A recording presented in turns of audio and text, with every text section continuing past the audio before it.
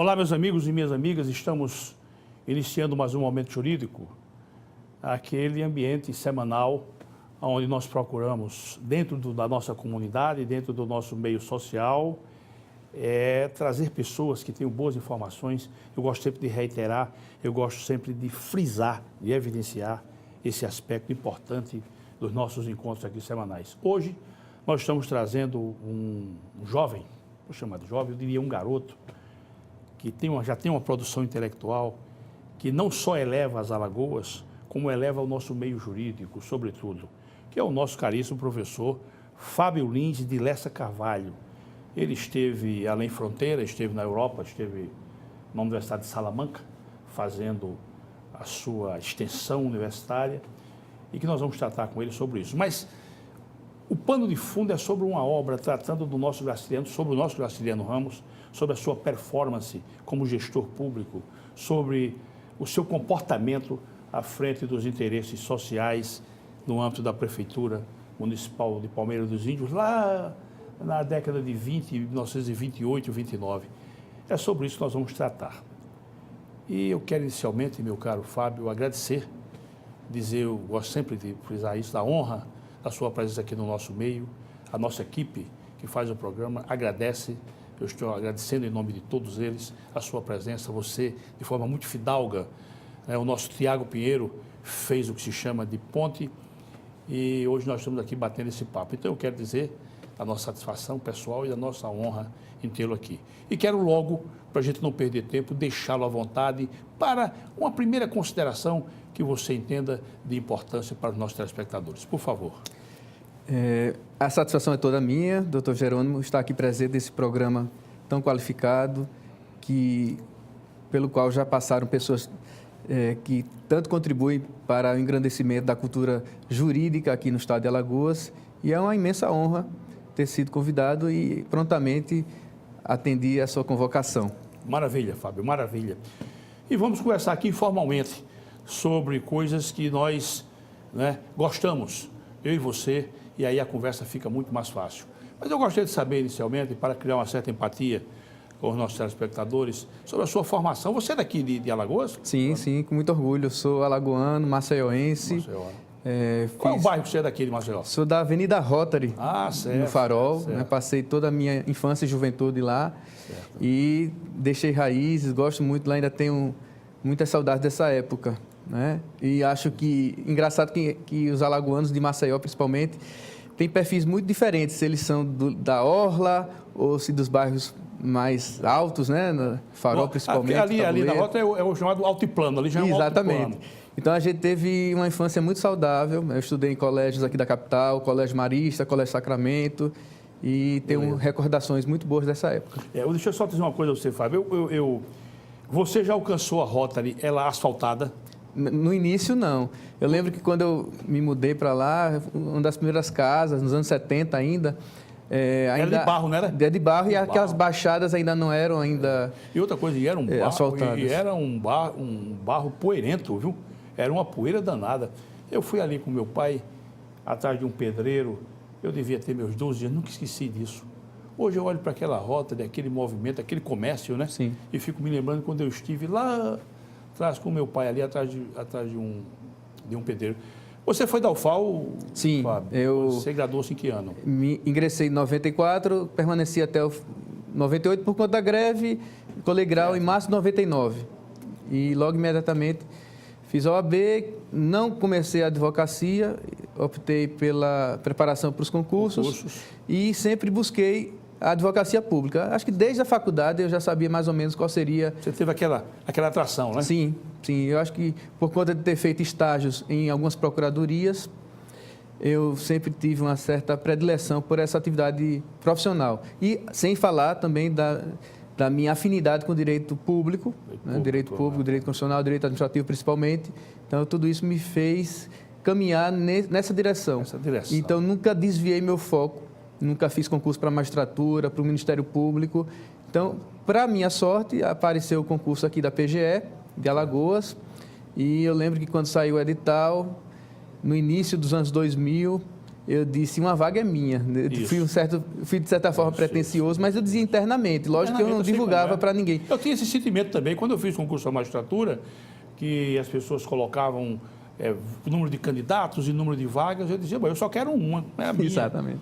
As outras dividam por aí. Isso. Então, em 11 de agosto de 2000, eu fui nomeado procurador do Estado, estou em posse no cargo, e onde permaneço até hoje e espero que me aposentar nesse cargo. E é uma belíssima atividade no âmbito da atividade jurídica, motivo de muito orgulho, Sim. muita honra. E eu, por onde passo, eu procuro divulgar, principalmente com os meus alunos, das vantagens dessa carreira, do que a gente pode fazer por interesse público, como a gente pode orientar o Estado a tomar as melhores decisões, nosso papel de defender a legalidade, prezar pela ética na administração pública. Então, a advocacia pública tem um papel que ainda não é conhecido pela sociedade. Acho que todos deveriam se debruçar mais sobre essa questão e valorizar mais essa atividade tão importante. Verdade.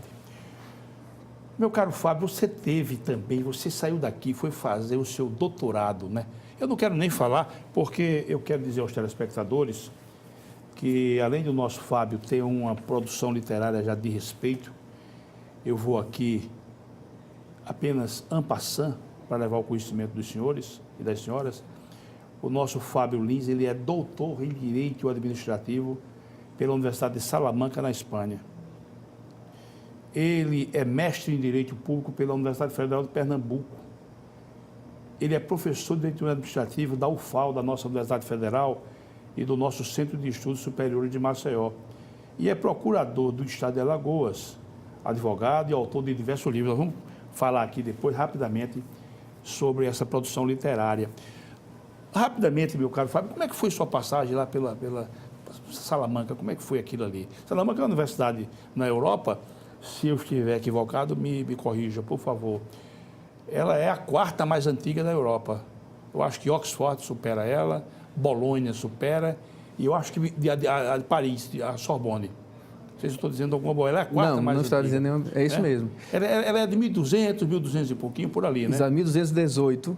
Tanto que agora, no próximo ano, a universidade completará o seu aniversário de 800 anos. Inclusive, existem já diversas atividades programadas para o próximo ano, porque é um momento ímpar, né?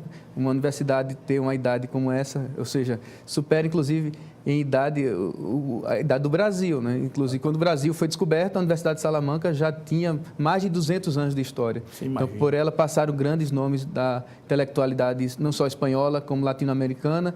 E quando eu resolvi fazer meu doutorado, eu sempre tive interesse em realizá-lo fora do país. E a Universidade de Salamanca, para mim, foi a primeira opção.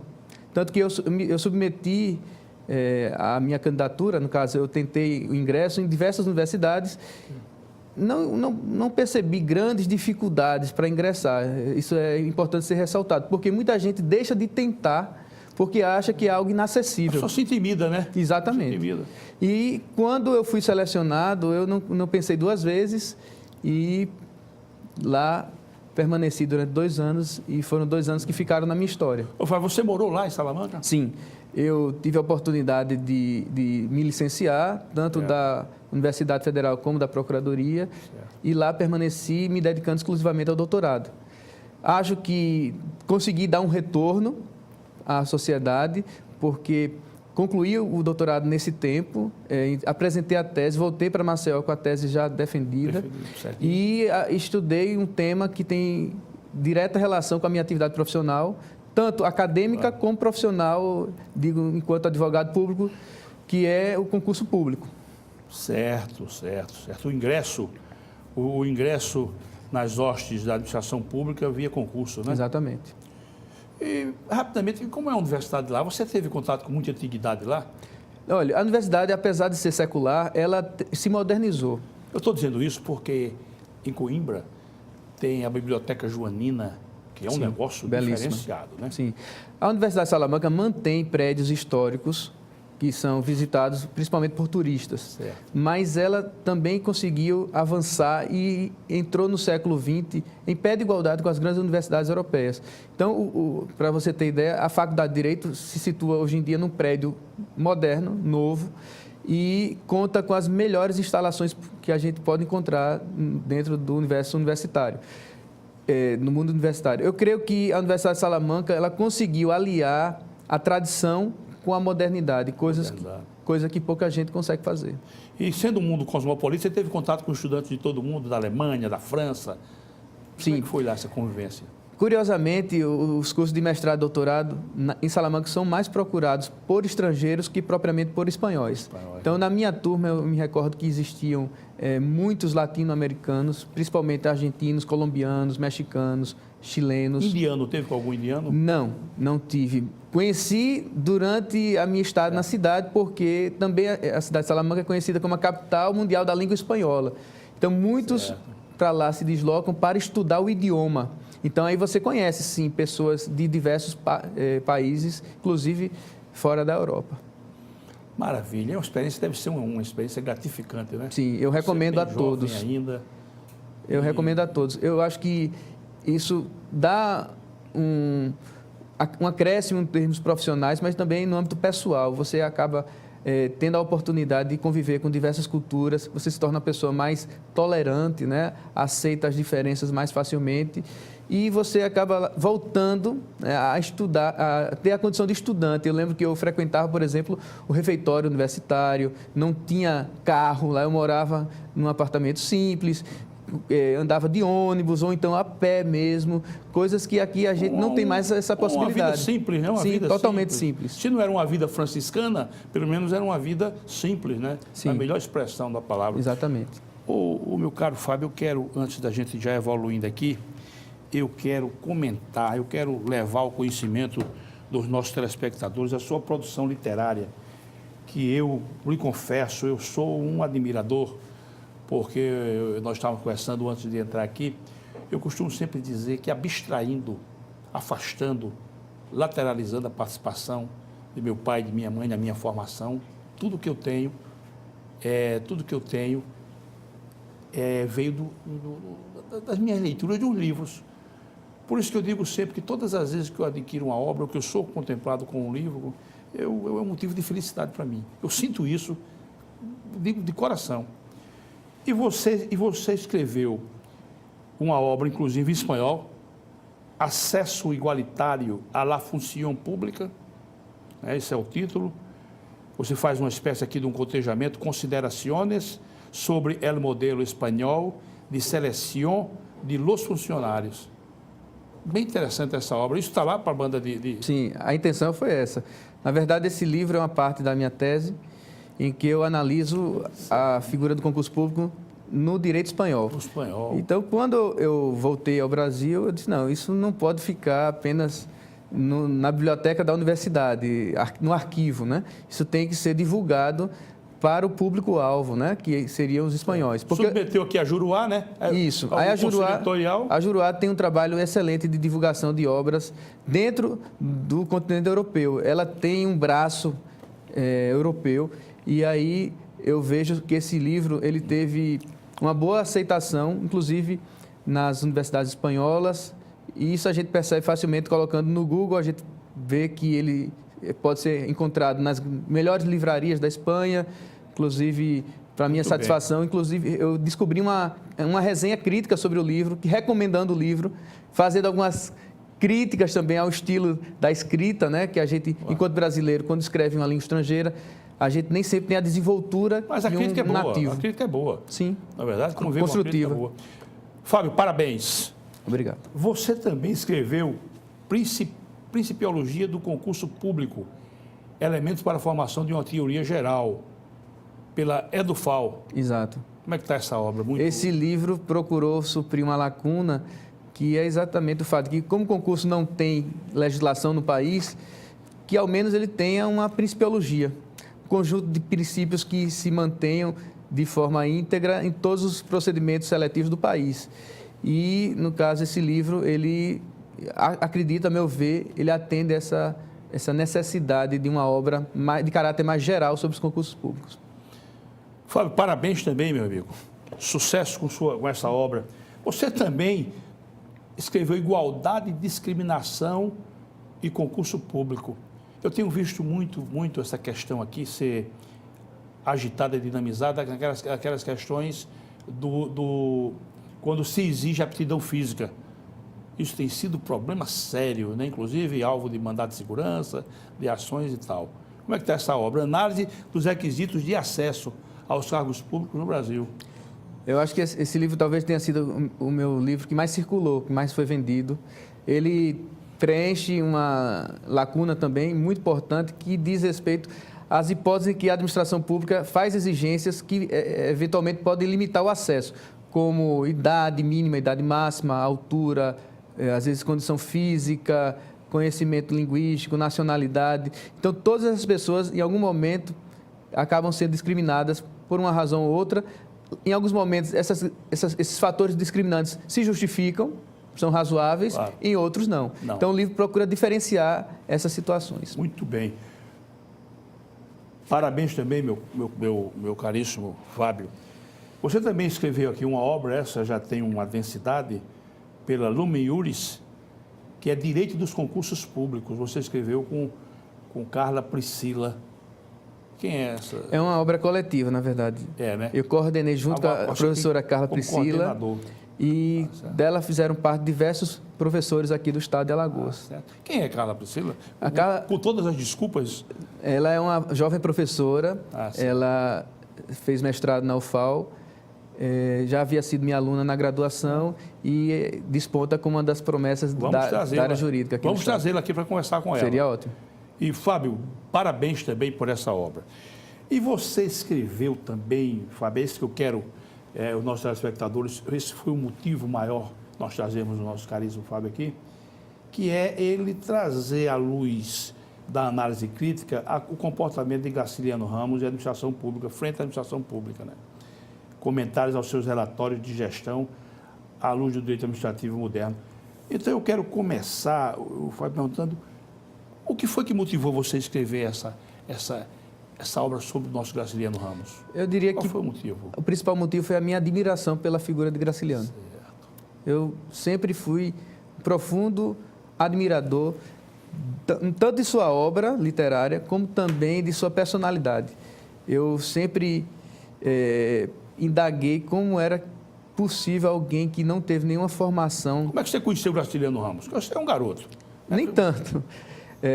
Eu conheci Graciliano como a maioria das pessoas conhece através dos livros. Os livros dele, né? Dos romances. Né? Eu comecei com São Bernardo, depois certo.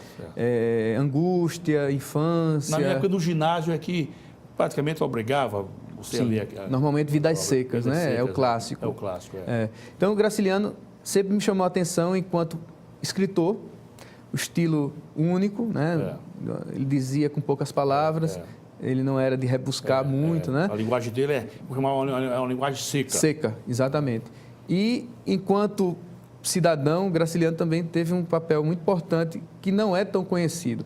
Então, quando eu me deparei pela primeira vez com os relatórios de Graciliano, quando prefeito de Palmeira dos Índios, eu simplesmente fiquei encantado pela qualidade do texto, pelo tom de denúncia que ele utiliza e, principalmente, como isso poderia trazer uma contribuição ao estudo do direito administrativo no Brasil, coisa que ninguém até então, imagino, tinha feito essa associação.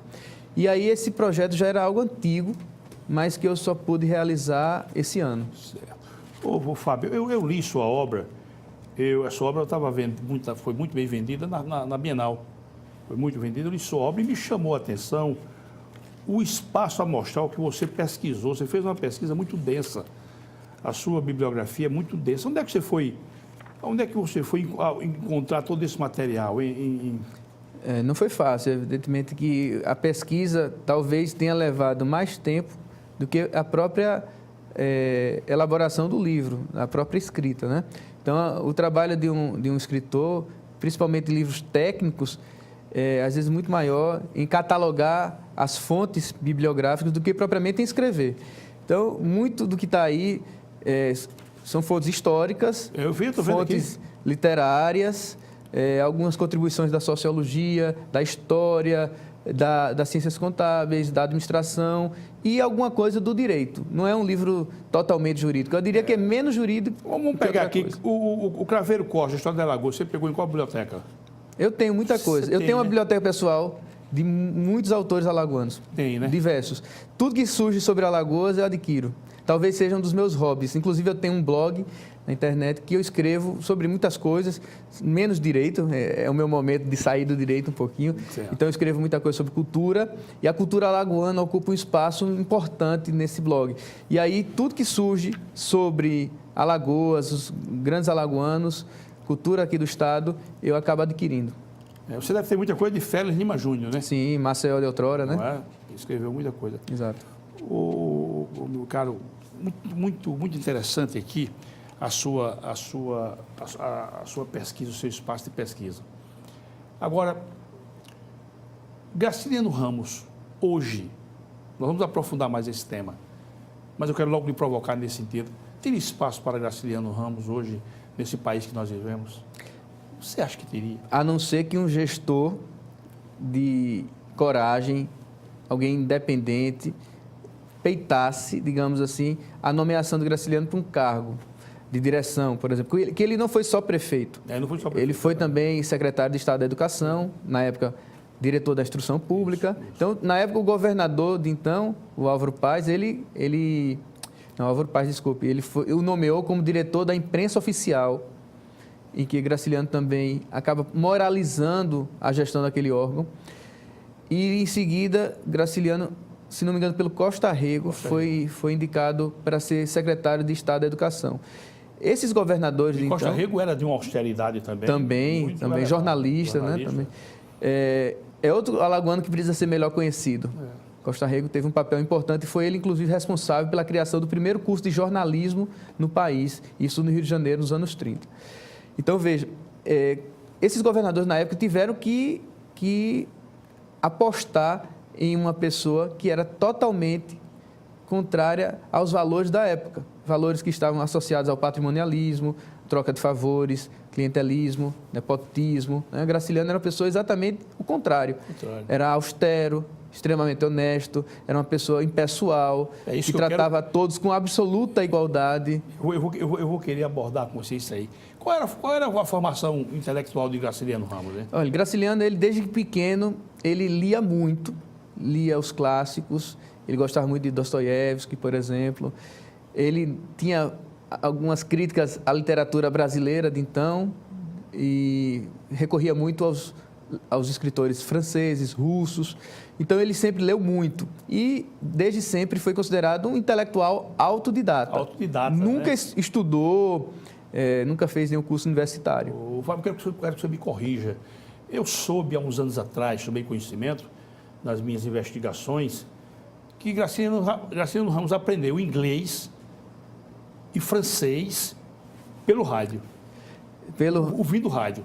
Não sei se só pelo rádio, mas também. E, inclusive, ele dava aula de idioma estrangeiro, se não me engano, de italiano. Ele, em Palmeiras dos Índios, montou uma escola, mais ou menos, particular, em que ele preparava os alunos, dava aula de conhecimentos gerais, de literatura e de línguas estrangeiras. Imagina, alguém que até então nunca tinha saído do país, nunca tinha feito um curso formal de línguas, ele adquiriu esses conhecimentos lendo os livros no original e também, na época, a única possibilidade que a gente tinha de escutar esses idiomas estrangeiros era através do rádio. Não existia televisão, né, nem nada disso. O nosso Graciliano Ramos, ele é um homem estudado hoje internacionalmente?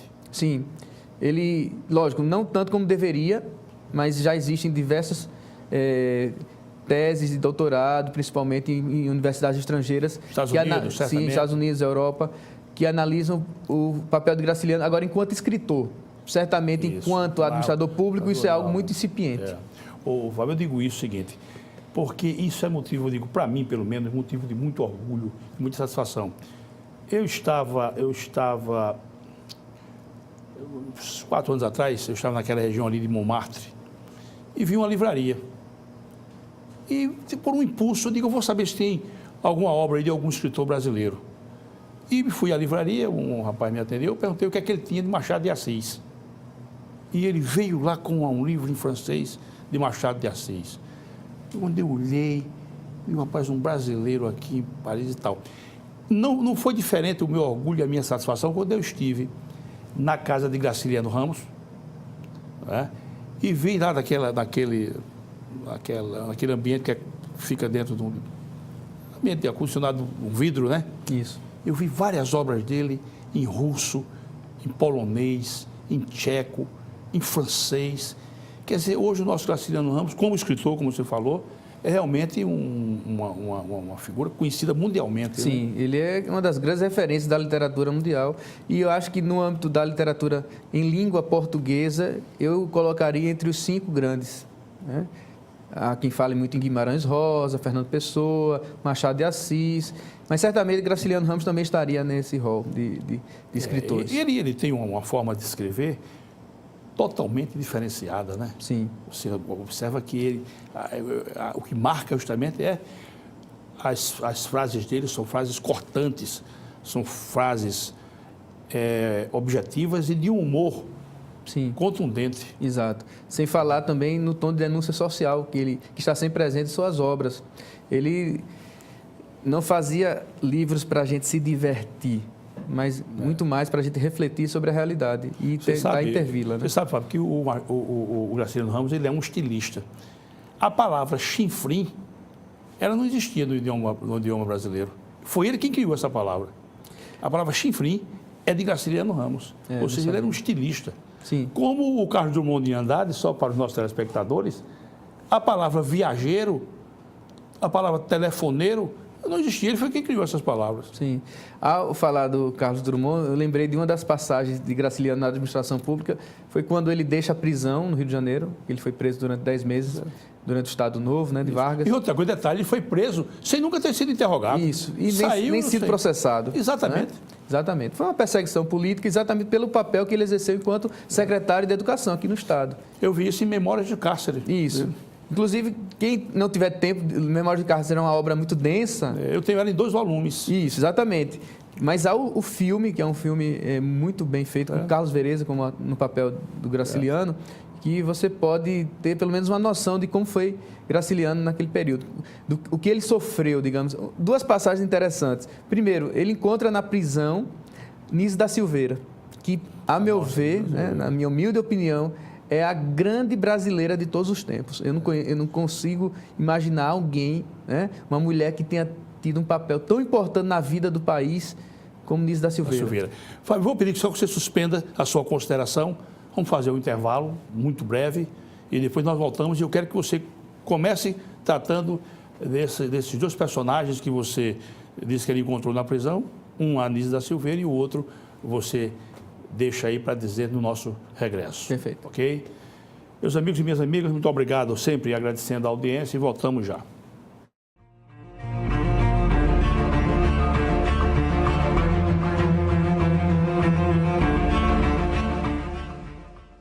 Olá, pessoal! Preparamos para você um super aulão online para o concurso da UFAL, com resolução de questões e muitas dicas que vão fazer a diferença na sua aprovação.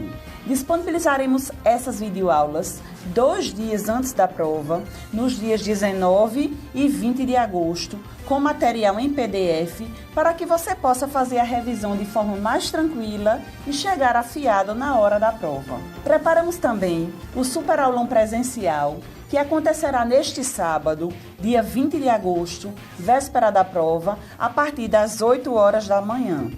Venha para cá, estamos juntos, a hora é agora. Faça já a sua inscrição. Mais informações, www.alagoascursos.com.br ou pelos telefones 3326-1227 e 3336-5864. Alagoas Cursos, preparando para vencer. Quando o assunto é o seu carro, além de escolher a marca líder, escolha também a concessionária que faz mais por você. Por isso, a Blumari oferece o melhor atendimento em serviços, peças e acessórios. E ainda tem as melhores negociações, sendo totalmente certificada pelos padrões Fiat de qualidade e líder de mercado em seu segmento. Fiat Blumari, a marca do seu carro. Avenida Gustavo Paiva, Mangabeiras. O filé do Zezé é a melhor opção. Temos um cardápio variado de churrasco e comida caseira. Churrasco de picanha preparados de um jeito todo especial. Zezé em Casa, 3313-4004. O Borrachão você já conhece. Aqui você encontra uma infinidade de produtos sempre com o menor preço. Dá uma olhada. Compressor de ar da Pressure, 24 litros, 116 libras, por apenas R$ 749,90. Tem ainda aspirador industrial da Ride, por apenas R$ 549,90. E na linha automotiva ainda tem para-brisas a partir de R$ 219,90 e você não paga a mão de obra. Corre pro Borrachão, 3336-4646. A CL Investimentos é uma empresa que trabalha com imóveis próprios. Quando precisar locar ou comprar um imóvel, procure a CL Investimentos. Aqui só locamos e vendemos imóveis próprios. Por isso damos garantia de um investimento seguro. ACL Investimentos, Rua Durval Guimarães, Edifício Leonardo da Vinci, Ponta Verde. Fone 3327-3911.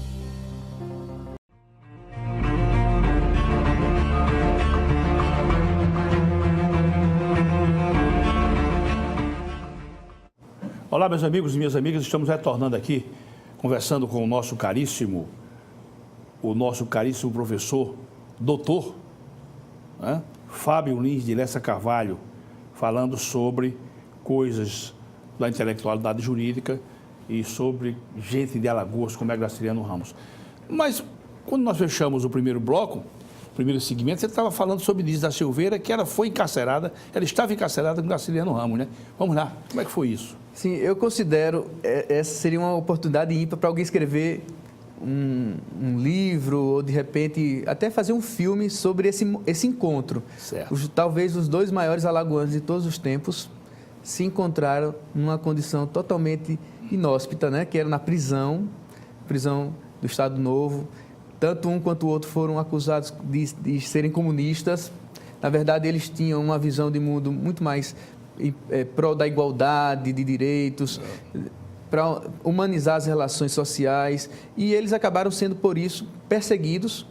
Graciliano, enquanto gestor aqui em Alagoas, né, desenvolveu atividades em prol da educação para todos, e Nízia da Silveira estabeleceu para a saúde, principalmente para os doentes psiquiátricos, um tratamento humanitário. E os dois, por isso, por suas convicções, acabaram presos e acabaram se conhecendo na prisão. Os dois estavam longe de sua terra natal, na época estavam no Rio de Janeiro, e acabam se conhecendo e travando a amizade que ali se inicia e que foi registrada no Memórias do Cárcere. Né? É uma obra póstuma dele, né? Isso. Ele fez muitas denúncias, mas ele não tinha ainda publicado, né, esse livro. E aí, com a sua morte, várias obras vieram à tona que passaram a fazer parte de sua bibliografia, né? E ele passa a ser um escritor ainda mais festejado. Graciliano, em vida, já era um escritor muito aclamado pela crítica, mas certamente foi ainda mais após a sua morte. Então, eu dizia que duas passagens da vida de Graciliano nesse período da prisão são marcantes. Primeira, esse encontro com a Nízia da Silveira, e a segunda passagem foi quando Graciliano deixa a prisão, ele sem emprego, ele resolve não mais voltar a Alagoas, ele resolve passar a viver no Rio de Janeiro, ele recebe, digamos, de presente de Carlos Drummond de Andrade um emprego público, na época não existia concurso, e ele é convidado para fazer parte, né, do Ministério da Educação, ocupando um cargo simples, que é o cargo de Inspetor Federal de Ensino Secundário, e Graciliano, precisando também manter a subsistência de sua família, ele na época tinha 8 filhos, ele acaba aceitando. Não era até então um escritor famoso, então os rendimentos que seus livros lhe proporcionavam eram muito pequenos, muito escassos. E aí ele aceita esse convite e durante mais de 15 anos passa a exercer esse cargo na Administração Pública Federal de forma também bastante exemplar. Dizem seus biógrafos que ele nunca faltou um dia ao serviço, ia trabalhar de bonde, inspecionava as escolas. As escolas, que a função era essa, né? Isso, fazia relatórios, denunciava as condições em que as escolas se encontravam e sempre procurava oferecer soluções isso de uma forma muito propositiva. Então, ele nunca foi um gestor, nem tampouco um servidor público acomodado, servindo de exemplo para todos nós nos dias de hoje. Aqui na sua obra, eu pensei aqui 2 passagens. Gostaria que o ilustre amigo fizesse uma análise crítica. Ele diz aqui, eu acho isso muito importante. Aliás, esse entendimento eu tenho ele já há muitos anos mesmo. Aqui você diz, evidentemente, você pegando lá o entendimento do Graciliano, isso aqui é escrita sua, você diz, né? É imprescindível que não só os servidores que ocupam cargos permanentes sejam selecionados de forma adequada, mas que também aqueles que exercem funções decisórias sejam alçados a seus postos de trabalho a partir de critérios que levem em consideração valores técnicos e morais. Isso era o pensamento de Graciliano Ramos. Sim. E você disse isso. Eu queria que você fizesse uma análise crítica. A gente não é carente disso? Bastante, né? No Brasil, a figura do cargo em comissão, né? Até hoje, infelizmente, é utilizada de forma indevida. Acaba se transformando numa moeda, né, de troca de favores entre a administração pública e aqueles que normalmente estão em seu entorno, aqueles que apoiaram uma determinada gestão para que ela chegasse ao poder. Então, aquelas pessoas precisam receber de volta alguns favores. E esses favores, em geral, são pagos de 2 formas. Através dos contratos administrativos, daí as nossas dificuldades com a licitação no nosso país, porque a licitação acaba sendo direcionada para atender aqueles interesses daqueles que, de alguma forma, contribuíram para essas campanhas milionárias. E a outra forma de pagar esses favores é empregando, né? O emprego público acaba se tornando também um espaço através do qual o gestor público pode atender determinados interesses que, em geral, não são interesses republicanos. Não há uma preocupação, na maior parte das vezes, em garantir que o acesso se dê entre as pessoas que estão tecnicamente preparadas para exercer aquelas funções. A preocupação inicial é atender interesses de caráter político, partidário, familiar, questões relacionadas à amizade, e a questão da eficiência é colocada em segundo plano. Quando é colocada em algum plano, às vezes sequer ela é cogitada. O Graciliano falava muito da questão da vocação. Sim. Não é? Ele, por exemplo, como secretário de Estado de Educação, ele pela primeira vez instituiu a figura do concurso público, exigiu que todas as professoras se submetessem a exames, e se elas não fossem aprovadas nesses exames, elas teriam que deixar os seus cargos. Inclusive, a irmã dele perdeu o cargo por conta disso. Ele arranjou um grande problema na família, né? Com certeza. Mas ele, como impessoal, como gestor que primava pela impessoalidade, ele jamais se deixou levar por considerações de caráter familiar. Importante dizer que Graciliano, ele ia nas escolas, sabatinava os professores, algo praticamente inacreditável, né? Um gestor que vai pessoalmente à escola e faz perguntas aos professores para avaliar suas condições, é algo que a gente ele fazia críticas severas, você traz aqui na sua obra. Ele era um crítico, né? Um crítico dizia que as professoras, regra geral, não se prestavam para ensinar absolutamente nada. Perfeito. Né? Pela forma da escolha. Exatamente. Ô, Fábio, aliás, nesse sentido, alguém disse isso e eu percebi, não esqueci nunca, isso é muito grave, né? A gente pode fazer uma reflexão. Ele diz o seguinte: quando a administração escolhe mal o servidor, nós que integramos a sociedade pagamos durante 30 anos. Isso na época, né? Quando você escolhe mal um soldado de polícia, estou só dando um exemplo aqui, evidentemente, quando você escolhe mal um servidor, nós vamos pagar por 30 longos anos essa péssima escolha. Sim. Não é verdade?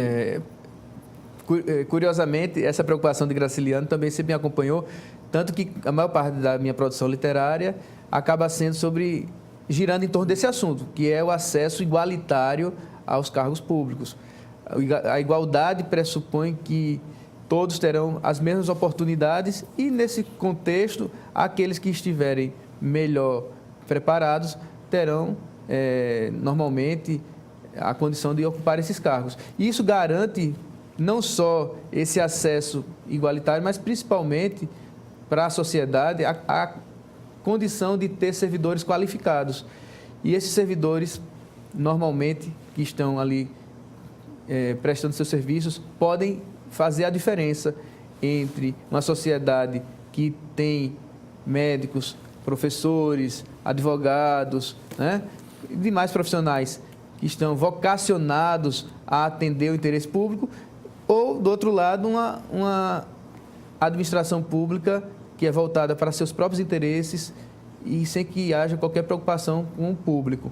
Então, o tema... Que deve ser a preocupação primeira. Sim, por isso que o tema da escolha, da qualificação do processo de seleção, né, é um tema que deveria interessar a todos e não apenas aqueles que lidam com o direito. Com o direito. Eu queria que vocês atendessem uma curiosidade minha e dos nossos telespectadores. Graciliano Ramos não tinha uma formação intelectual superior. Não é? Você fala aqui, e também o nosso Ivan Barros, que é muito, muito focado na vida de Graciliano Ramos. O Graciliano Ramos ele não tinha uma formação jurídica, né? A gente não sabe de uma assessoria especializada ao lado dele, né? Mas ele, em 28, ele editou o Código Municipal, o Código de Postura, né? E você vai analisar uma redação. Como é que ele conseguiu fazer isso? Olha, no começo do primeiro relatório, que é o relatório referente ao ano de 1928, o Graciliano Ele fez dois, né? 28 e 29. Exatamente. Ele narra que quando entrou na prefeitura, ele encontrou uma condição totalmente desfavorável. Poucos servidores e os poucos que existiam eram totalmente desmotivados ou simplesmente não iam trabalhar. Então, ele teve que colocar para fora a maior parte desses servidores que não estavam comparecendo ao serviço e contratar outros. Dentre esses outros servidores, ele inclusive diz expressamente no relatório que contratou um advogado. Então, eu suponho que foi esse advogado que o orientou na redação desse projeto de lei. Ainda que a redação tivesse sido dele, de Graciliano, sim, né? Sim. Há outro fato, além desse código de posturas do município, há um fato interessante que quando ele foi diretor da instrução da imprensa oficial do Estado de Alagoas, ele criou um regimento interno estabelecendo que os revisores do Diário Oficial teriam que ter muito cuidado com o que eles estavam aprovando. E se por acaso passasse, sem que eles percebessem, algum erro de ortografia, eles, revisores, seriam multados. Vejam, a preocupação de Graciliano com isso. E muitas vezes Graciliano ele próprio revisava o trabalho dos revisores. Revisores, né? Veja como ele era perfeccionista, né? Para ele não bastava apenas ser o gestor, ele tinha responsabilidade sobre o trabalho realizado pela imprensa oficial. Veja bem, uma outra coisa que me chama a atenção, Fábio, e aí eu quero meditar com você. O Olavo Bilac tem uma obra, não sei se você a conhece, o título dela é esse mesmo, Vossa Insolência. Não é Vossa Excelência, não é Vossa Insolência. São artigos que ele escreveu quando ele foi articulista no Jornal do Comércio, isso final do século XIX e começo do século XX. E ele lá fala, parece que o Brasil, vários artigos, e ele fala que o Brasil tudo é muito devagar, é muito lento, as coisas são... Realmente a gente fica até um pouco frustrado, essa é a expressão. O Graciliano Ramos diz aqui, que você traz no seu livro, que eu achei muito interessante, e ele disse isso na década de 20, e parece que nós estamos vivendo hoje isso. Ele diz aqui, há quem não compreenda, eu acho isso de uma gravidade muito grande, há quem não compreenda que um ato administrativo seja isento de lucro pessoal. Não é. Isso ele disse em 28. Como é que a gente diz isso hoje como se fosse uma verdade também absoluta? E é verdade. Os nossos gestores, há pessoas que não entendem isso não. Quer dizer, um ato administrativo, uma contratação de um caminhão para coletar o lixo, o calçamento de um logradouro e por aí vai. Isso não é uma coisa para a gente que incomoda, não? Muito, muito. Isso é extremamente atual. Há muitos gestores que estão convictos de que, ao serem eleitos, eles recebem uma carta em branco, né? Um cheque em branco, para que eles possam fazer exatamente o que eles querem. Eles acham que estão legitimados para atuar da maneira que lhes convenha. Aos seus alvedrios. Exatamente. Aos seus alvedrios. E, normalmente, esses interesses pessoais se distanciam dos interesses da sociedade. Então, as pessoas já ingressam em seus cargos, muitas vezes preocupadas em se reelegerem e tomam medidas que lhes vão trazer benefícios eleitorais, sem que haja uma preocupação real com o interesse da coletividade. Então, essa frase de Graciliano, inclusive eu inicio o livro com essa frase, né? Ela é muito atual para a nossa tristeza enquanto nação. Incomoda. Aliás, eu estou dizendo isso aqui e, graças a Deus, isso não é aqui em Alagoas, mas eu conheço, tenho conhecimento de pessoas no ambiente político que fora do ambiente político não tinham a menor chance. Muita gente usa a política como profissão, né? Tem até um amigo meu de Pernambuco que diz não arranjava o dinheiro nem para comprar a bolachazinha. Agora, no ambiente político, se dão bem.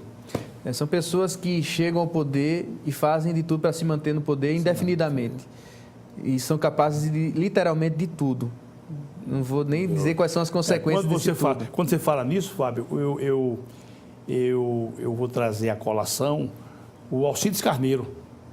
Eu acho que eu já disse isso aqui num programa lá atrás, eu acho que eu falei. Alcides Carneiro foi deputado federal, né? Ele era casado com a filha de Zé Américo, tentou se reeleger e não conseguiu. Então, ele, num rompante de tristeza, de amargura e de resignação, disse: entrei na política, conheci todos os caminhos que levam aos infernos e todos os procedimentos adotados pelo Satanás. Aprendi tudo até rápido, mas enjoei. É como você diz aí, né? O indivíduo faz das vísceras coração para não sair daquele... Inclusive, o exemplo de Graciliano é interessante, porque ele, ao ingressar na prefeitura de Palmeiras, através do voto popular, né, ele não consegue concluir o mandato. Ele simplesmente se desilude. Pois eu queria comentar com você sobre isso. Ele deixa na metade, né? A apresentação. Na época, pelo que eu pesquisei, o mandato era de 3 anos. 3 anos, né? 3 anos. Ele ficou 2 anos e 3 meses, mais ou menos. E ele até conclui o segundo relatório dizendo: se minha estada na prefeitura de Palmeiras dependesse de um plebiscito, eu não teria nem 10 votos. Porque, de fato, ele incomodou muito. Ele contrariou muitos interesses. Ele foi de encontro a uma política que estava lá arraigada na sociedade, que é a política do patrimonialismo, em que as pessoas, não só os gestores, praticam atos, digamos assim, que devem ser censurados, mas a própria população também. A população gosta, muitas vezes, de gestores públicos que lhes proporcionam determinados favores. Então, quando ela se deparou com um político que simplesmente disse que iria cumprir a lei, tratar todos com a mais absoluta impessoalidade, muitos também ficaram descontentes, porque não mais conseguiriam manter determinados privilégios e situações... E ele fala no relatório, explicitamente, ele fala isso, sim, né? Teve até diferença com o pai dele. Exatamente. Diferença com o pai dele, né? O celebérrimo episódio dos porcos. Exatamente. Que foram... Né? Ele mandava alvejar, né?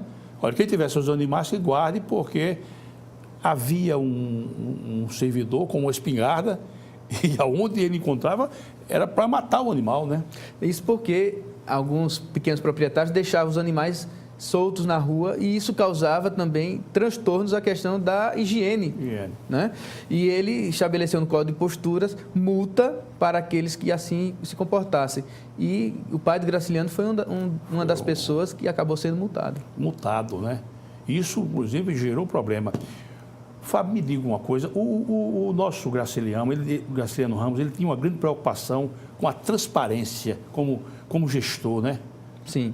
Ele é considerado por muitos o pai da responsabilidade fiscal no país e também da transparência. Quando ele passa a divulgar seus relatórios, ele acaba deixando clara essa mensagem de que o que é feito na administração... Ele foi pioneiro nesse sentido.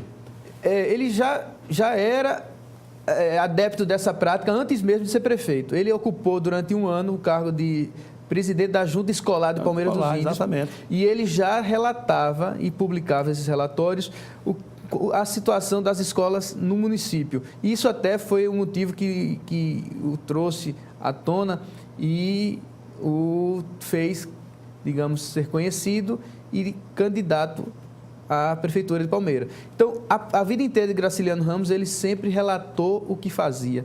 Não por vaidade, mas sim por considerar que esse é um dever do administrador público, daquele que lida com dinheiro público, ele deve prestar contas ao verdadeiro dono, exatamente. Ele tinha plena convicção do que ele estava ali servindo a sociedade e não se servindo dela, como muitos fazem. Na sua obra também eu observo que Graciliano Ramos tinha uma grande preocupação com os menos favorecidos, né? E não era nenhuma pieguice, né? Não era nenhum populismo, né? Não era nenhum populismo, né? Como você vê isso já naquela época? Sem dúvida alguma, esse é o grande traço, característica de Graciliano Ramos. Ele sempre foi uma pessoa com uma grande preocupação social. Tanto que isso é muito bem claro, fica muito claro nas suas obras literárias, né? Vidas Secas é uma denúncia da indústria da seca, Angústia, ele faz críticas ao funcionalismo público.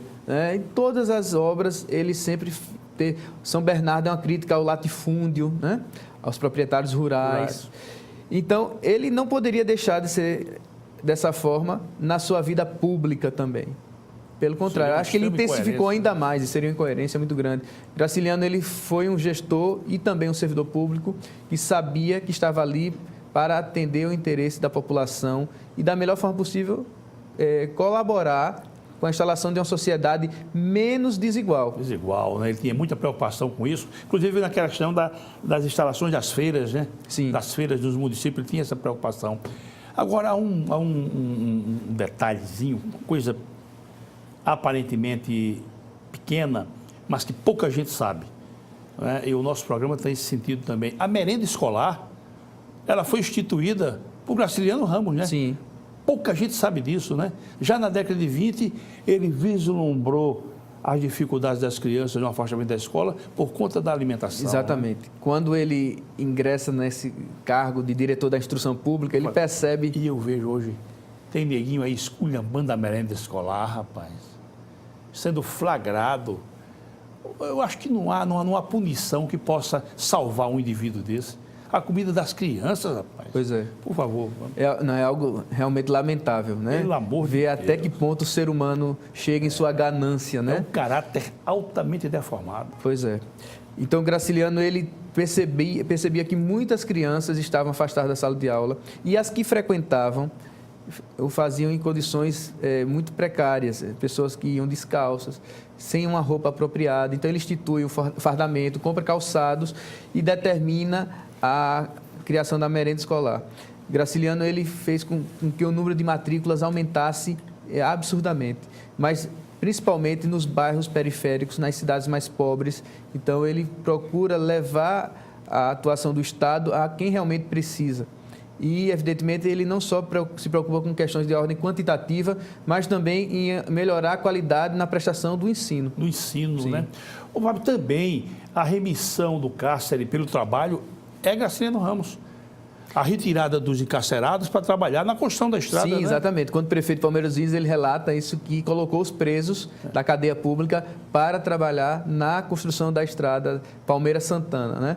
Então, é algo interessante, porque essa estrada, inclusive, foi construída por um valor, inclusive os seus biógrafos sempre fazem referência a isso, que ficou em torno de 40% do que o governo do estado gastava para construir esse mesmo trecho, digamos assim. O quilômetro da estrada, feito por Graciliano, saiu 40% mais barato do que o governo do estado fazia. Isso porque ele não contratou nenhuma empresa. Ele simplesmente determinou que os funcionários da prefeitura construíssem e ele ia ao canteiro das obras diariamente inspecioná-la.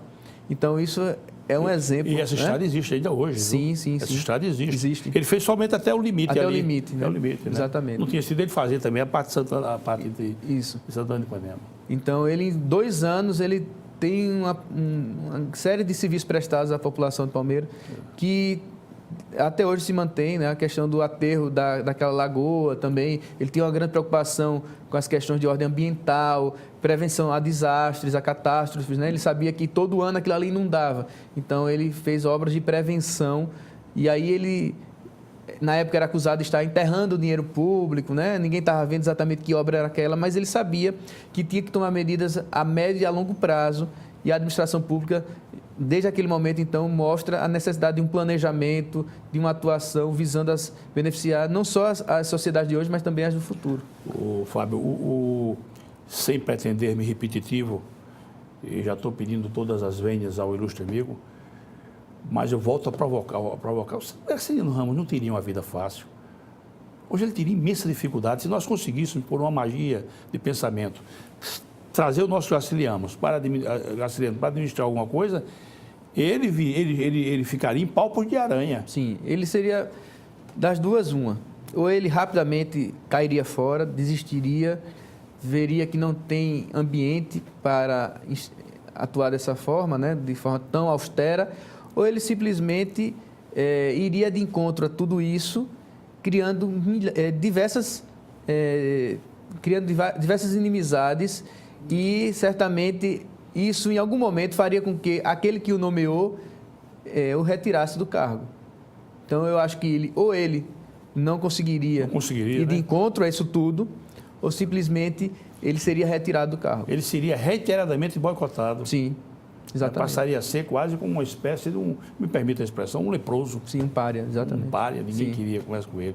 E você fala na sua obra ainda, Fábio, que Graciliano adotava princípios que só muitos anos depois foram incorporados pela administração. Quer dizer, perfeito, ele já adotava aquilo com a maior naturalidade. Isso. E depois passou a fazer parte do que se chama de princípios da administração pública. Exatamente. Os princípios do direito administrativo só foram positivados na Constituição de 88, mas ele fazia tudo o que se espera de um gestor hoje, pelo menos no plano teórico. Né? Só um parênteses, Fábio. Só depois da Constituição de 88. Mas eu tenho a impressão que você dizer que o administrador público tem que tratar a coisa pública com moralidade, isso não precisa... Desde sempre. Isso é desde sempre. Desde sempre. Né? A questão é explicitar, né? Explícito. Só a Constituição de 88 fez, mas isso já existia no plano teórico. Isso deve vir com o caráter da pessoa, com a prática moral. Porque quando eu falo caráter, eu falo a reiteração das práticas morais. No meu modo de entender, a reiteração de práticas morais dizem do caráter da pessoa, não é verdade? Exatamente. E eu já aproveito para te perguntar, Fábio, você acha que a formação do caráter da pessoa vem de onde? Porque genética não é. Você vai me perdoar, eu não acredito que seja genética. Eu acho que é o exemplo de casa. Não tenha dúvida. O que é que você acha disso aí? Eu acho que uma série de fatores, mas sem dúvida o mais preponderante é a educação que se recebe. Se recebe, a sua formação familiar, não tenha dúvida. Eu acho que, além disso, você pode também sofrer a influência de uma série de fatores, experiências que você acaba tendo. Você, claro, de repente, tem uma formação familiar que não foi a melhor por uma série de razões, mas você teve a possibilidade de ter contato com algumas pessoas que, de alguma forma ou de outra, influenciaram a sua... Mas quem trata muito bem sobre isso é o Adam Smith, naquela célebre obra dele, Teoria dos Sentimentos Morais, essa questão do exemplo, da verificação. Sim. Mas, Fábio, foi muito bom conversar contigo. Já recebi uma mensagem de que o nosso programa se aproxima do seu epílogo, mas eu quero deixar ainda a palavra com o amigo para que possa lançar, pela sua formação moral, pela sua formação intelectual, para que possa lançar para a sociedade de Alagoas e do Brasil, esse programa é ouvido, uma mensagem de positividade, uma mensagem de confiança no nosso povo, nos nossos gestores. Bom, primeiramente agradecer a oportunidade, eu fiquei extremamente à vontade aqui, eu acho que esse espaço ele é muito importante para a sociedade e aproveito exatamente esse espaço para dizer do papel que nós, que temos a condição de receber uma educação, de ter uma formação, né, intelectual, que nós temos na sociedade. Nós não podemos apenas nos contentar em ter bons cargos, salários, nós temos que também oferecer à sociedade uma retribuição por tudo que ela nos proporcionou. Eu até foi perguntado no início, onde eu havia estudado, meu curso superior foi feito na universidade pública, eu sou professor hoje, tenho universidade pública, sou servidor público do Estado, então eu tenho uma imensa dívida para com a sociedade e o que eu faço nada mais é com o interesse de proporcionar às pessoas um pouquinho da oportunidade que eu recebi. Você tem consciência disso, né, Tenho, Fábio? totalmente. Eu acho que é o mínimo que a gente pode fazer, dar à sociedade um pouco do que ela nos proporciona. E eu acho que o seu programa faz isso. Ele permite que as pessoas, ao ouvirem depoimentos, ou ao ouvirem testemunhos de algumas pessoas que, de alguma forma ou de outra, vêm se destacando na área jurídica, essas pessoas acabam sendo influenciadas também a adotar posturas íntegras, que sejam pessoas que tenham um papel decisivo, que não se acomodem, não simplesmente vejam as coisas acontecerem e se indignem, mas nada façam. Eu acho que nós temos um papel, enquanto cidadãos, enquanto alagoanos também, temos um papel de nos contrapor a esse quadro que existe aí de degradação dos valores morais, resistir. Então, se por um lado temos pessoas que nem sempre dão os bons exemplos, temos que servir de contraponto a isso tudo. E o papel do profissional da área jurídica, do professor, do advogado, vai muito por aí. Maravilha, Fábio. Muito obrigado, parabéns. Eu que agradeço. Peço permissão para fazer de você, meu ilustre amigo, alvo do meu respeito e admiração. Da mesma Foi forma. muito bom aqui você no nosso programa, você virá mais vezes. Sempre que houver um assunto momentoso, tomarei a iniciativa de convidar, tá certo? Seja muito feliz nas suas atividades. Obrigado. Meus amigos e minhas amigas, muito obrigado pela sua presença, pelo acompanhamento ao nosso programa e até o nosso próximo encontro, se Deus quiser. Tchau.